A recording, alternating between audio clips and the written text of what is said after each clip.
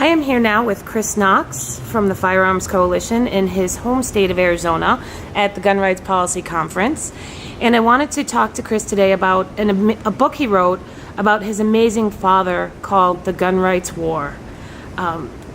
His father was a pretty amazing man, basically, based on what he wrote. So why don't you tell us about the book and why you decided to write it? Yeah, I actually didn't write it. I edited it. Well, you wrote right, sorry. It, exactly, and I put some liner notes in along with it to kind of give it a continuity and give it a flow. The Neal Knox was a pivotal figure in the gun rights movement going back to the mid-'60s. Back in the early '60s, he had looked at the Second Amendment and he thought, hey, it's in the Constitution. We've got a right to keep and bear arms and everything's cool. And then he started finding out about some of the things that were happening. And he went back to his club and he asked them about about what kind of legislative action that they had. And he said that he wanted to do it. And they said, well, we don't have a legislative action committee, but you're now the chairman. And he was kind of in the thick of it forever after that. The gun rights war is exactly that. It's a war. It's a long-term effort, and it's something that we've been seeing we've watched throughout my lifetime.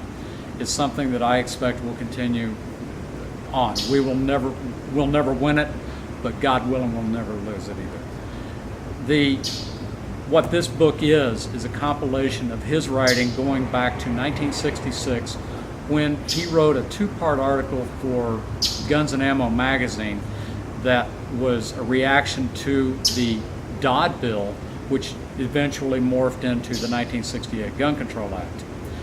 The 68 Gun Control Act is actually trade legislation. It makes it more difficult to import. It was actually protectionist trade legislation to keep cheap imported rifles out.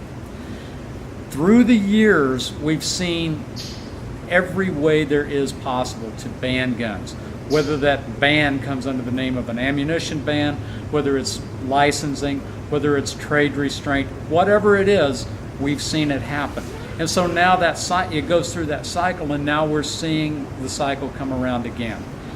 Neal Knox what made him a pivotal figure was that he drugged the NRA.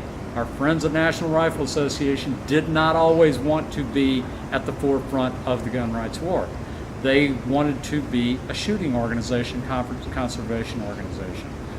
Now we know they're a political organization, and we're glad of that. Sometimes they tend to be a fundraising organization that focuses on gun rights. We'd appreciate, but what we want to focus on is the gun rights organization that needs to raise funds to keep on going. This book talks about different aspects of the gun rights war. It's broken into several different pieces in roughly chronological order, and culminating with the internal struggles within the fight itself, or within the gun rights movement itself. And so that's I consider it my contribution to Dad's legacy, my attempt to preserve his legacy, and I think it's important that it be out there, because, as I said, there's only so many ways to ban a gun. It comes, and it's a cycle that comes around as over time. Well, that's one of the amazing things about the book is it's going back to 1968, and you can see, because that's the writing from that time. Right. So you can see the morph of the gun control legislation. It's a cycle. History doesn't always repeat, but it sometimes rhymes, and you can see the same patterns. And if we don't learn from those mistakes of history, we're doomed to repeat them. And so that's really what this effort is all about. That's what we want to take, what people learned, what this movement learned, and institutionalize that knowledge and put that history out there to make sure that it's part of our heritage going forward, so that we don't leave that behind. So now, what made you think to do this? I mean, you knew the writing was there all this time, but what made you finally decide to put this together? Honestly, it was partially a labor of love. Part of it was through the grieving process. We lost Dad 10 years ago now.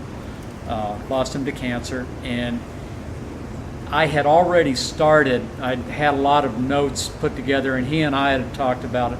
In his last year of life, he said, we really need to get this thing done and get it out there.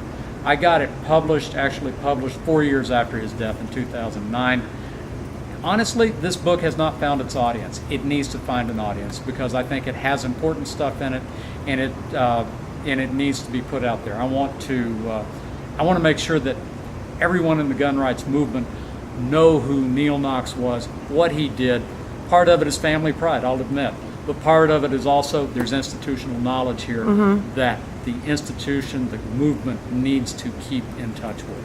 No, and there's so much valuable information in the book that you're right. Everybody should read it to understand a lot of the history and the background and the things that are still happening today and why.